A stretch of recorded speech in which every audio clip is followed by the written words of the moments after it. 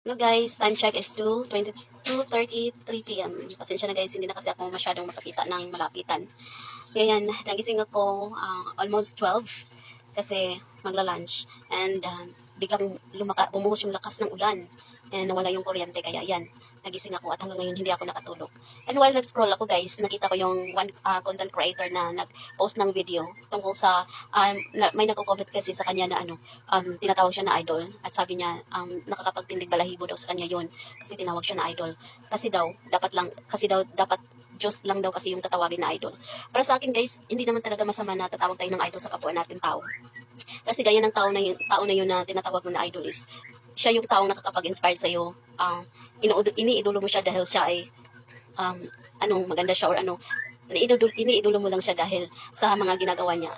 Hindi yung buong pagkatao niya. May kasama ako dito guys, tatanungin ko siya kung anong idea niya or anong masasabi niya sa pag-iidolo ng tao at pag-iidolo ng Diyos. Yan. Hey sir, ano masasabi mo sir? Ano masasabi mo sa pag-iidolo ng tao at pag-iidolo ng Diyos? Sa masasabi ko lang, no, okay lang naman yung may tinatawag ka na idol.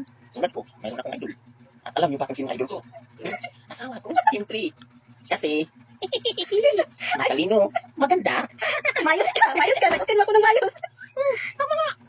Ito lang idol ko. Asawa ko, siyempre.